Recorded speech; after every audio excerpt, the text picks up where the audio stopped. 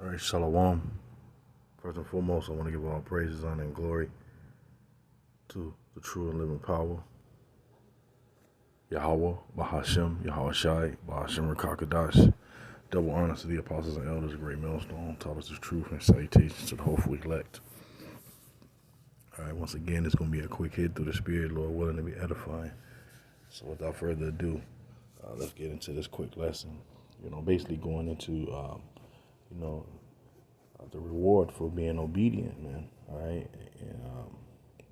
and a reward can be whether it's a good reward or a bad reward. All right, so let's get into it. This is let's start with the book of Amos,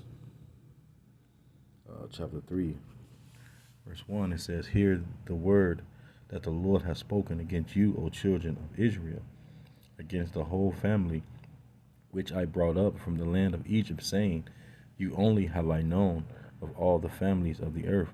Therefore I will punish you for all your iniquities." All right, so the Lord is speaking to you Jakes, man. All right, you Israelites who consist of so-called blacks, Latinos, and Native Americans, man. All right, the Lord is basically, letting you know that He's going to punish you, man, for what? For your iniquities, man. And what is an iniquity? An iniquity is sin. And what is sin? Sin is the transgressions of the law, according to 1 John chapter 3, verse 4. Okay, so when you go off and you break the law, statutes, commandments of the Heavenly Father, the Lord punishes you. All right, and that is what has happened to us as a nation of people, as a whole. All right, we are basically in slavery, man, on punishment. Okay, under who? Under our enemies. When you go into the book of Deuteronomy. Okay, Deuteronomy chapter 28, and I think it's 45, roughly paraphrasing. Let me get it. Deuteronomy 28 and verse 45, it says, "Moreover, all these curses shall come upon thee and overtake thee." Yes, because we are a cursed people. The Lord has cursed us. Okay, we need to go into Deuteronomy 28:15, because why? We were not obedient unto the voice of the Heavenly Father in His law, statutes, commandments. So the Lord put curses on us. So I'm going to read it again. Deuteronomy 28:45. "Moreover, all these curses shall come upon thee and shall pursue thee and overtake thee till thou be destroyed, because thou hearkenest not unto the voice of the Lord thy God, to keep His commandments and His statutes which He commanded thee. And they shall be upon thee for a sign and for a wonder, and upon thy seed forever." Because these prophecies, all right, these signs, all right, these tokens, are indicates who we are according to the Bible. Okay, none of these curses fit no other nation. Okay, verse 47. "Because thou servest not the Lord thy God with joyfulness and with gladness of heart for the abundance of all things. Therefore shalt thou serve thine enemies, which the Lord shall send against thee in hunger and in thirst and in nakedness and in the want of all things. And He shall put a yoke of iron upon thy neck until He have destroyed thee." All right, so it's the Lord that basically punished us. Okay, going back to the chapter of the book of Amos, chapter 3. All right, it's the Lord is saying, "I will punish you for all your iniquities." Okay, so we are being punished. All right, and due to our what? Disobedience. All right, because within the nation of Yasha Allah, all right, princes of the power, Yahweh Bashim Yahweh Shai, we have customs and laws, statutes, commandments that we must follow and do them, rehearsing these righteous acts to the best of our ability. All right. So, and like I just read, anything outside of that, if you will not hearken unto the voice of the Heavenly Father in His law, statutes, commandments, he told you that verse 48 that we're going to serve our enemies, which the Lord shall send against thee, and hunger and then thirst and in nakedness and the want of all things. So anything that we need, basically, whether it's a job, you know, we're whether it's buying a food, we don't own any of these stores, grocery stores, shopping for clothes and etc. You know, we don't employ our own people. Okay, as a matter of fact, these are one of the curses, man. We're the the last hired and the first fired. All right, that's because hey, we're being punished here. All right, so continuing on, you know, furthermore, the Lord is stating that we have enemies, which is none other than the self-proclaimed so-called white man Esau Edom. All right, uh, which is you know, the Lord's whooping stick. All right, when you go back into the book of Genesis, it tells you that that was Esau's blessing, the sword. Okay, which he is the sword. All right, and to prove that, this is the book of Psalms, chapter 17. Um, Salakia.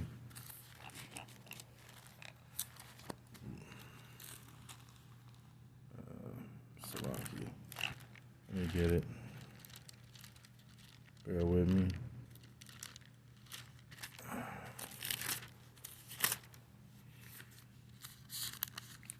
Verse 13, it says, Arise, O Lord, disappoint him, cast him down, deliver my soul from the wicked, which is thy sword. All right, and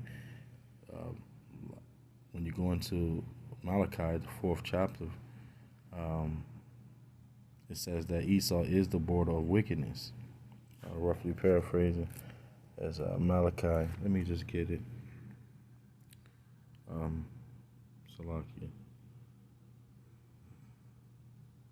Let me get that. Salakia. I think it's Malachi chapter 4. Salakia. Malachi chapter 1, verse 4. It says, The burden of the word of the Lord to Israel by Malachi. Um, I'll jump down to verse 4.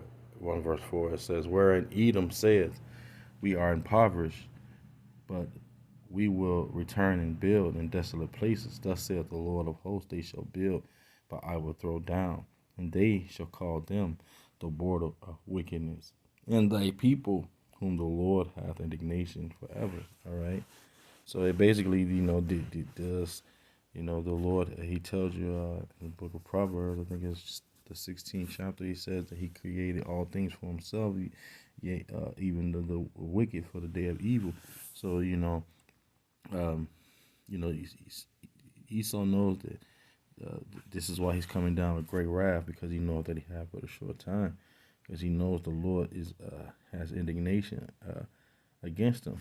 Okay, and basically the point being is he's only being used. Okay, he's being used to fulfill whatever the Lord wants him to do to fulfill, and once that's done, he has to go into slavery for 1,000 years. Then he's gonna be burned up. Okay, and there will be no more remaining of the house of Esau. Thus saith the Lord. All right, but the Lord basically, Psalm 17 and 13, the Lord is basically just using Esau, to basically as a whooping stick, and to for what? For our disobedience. Okay. Um, so let me get this. But why? And why is that? Because the Lord tells you in the book of Exodus that thou shalt have no other God before him. Thou shalt not bow down to no other God. God. This is Exodus chapter 20. I started at 2. It says, I am the Lord thy God, which I brought thee out of the land of Egypt, out of the house of bondage. All right, and Egypt is significant for the house of bondage.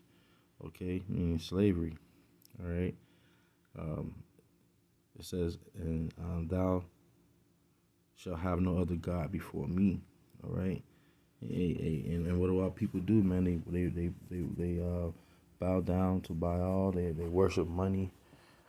You got people with idols. You know, um, they these graven images. The Lord commanded us not that we're not supposed to have no other God before Him. Okay, and our people, this is what our people do, man. You know, right? Bowing down to the cobblestone, to Buddha, to Allah. Okay, to all of these false deities, these false idols. All right, and the Lord said that thou shalt not have no other God before me. So that's a big no, man. All right, and that's why we are being punished. Okay, for going off. Okay, but so like I said in the beginning, there's righteous rewards and there's a wicked rewards. Okay, and for the Lord's elect, because it's only that small number that is going to turn back to the Heavenly Father and has lost His commandments and obey them and do them to the best of their ability. All right, they're gonna receive a righteous reward. All right, but 2/3 of the children of Israel are going into Zechariah 13:8. 2/3 shall be cut off and die. All right, but 1/3 therein, the 1/3 shall be left therein. Roughly paraphrasing, but let me get this in the book of Leviticus, chapter 26, verse 1, and it reads, "Ye shall make no idols, nor graven image, neither rear up and standing image, neither shall ye set up any image of stone in your land to bow down unto it, for I am the Lord your power. Ye shall keep my Shabbats and reverence my sanctuary. I am the Lord." Verse 3, "If ye walk in my statutes and keep my commandments and do them, then I will give you rain in due season, and the land shall yield her increase, and the trees of the field shall yield their fruit. And your threshing shall be Shalakia, and your threshing shall reach unto the vintage, and the vintage shall reach unto the sowing time, and ye shall eat your bread to the full, and dwell in your land safely. And I will give peace in the land, and ye shall lie down, and none shall make you afraid. And I will rid evil beasts out of the land, neither shall thy sword go through your land. And ye shall chase your enemies, and they shall fall before you by the sword." Hey, so that's the point, if we'll be obedient and hearken into the voice of the Heavenly Father, man. He said that His reward is with thee. Okay, so hey, when the Lord come, man, He's coming, with these rewards. So, Lord willing, this lesson was edifying. Before I go any further, I want to give all praise, honor, and glory to the Heavenly Father, the true level power, Yahweh, Bashimi Hawashai, Bashim Kakadash. Double honor to the apostle and elders, great millstone, and salutations to the hopeful elect. Shalom.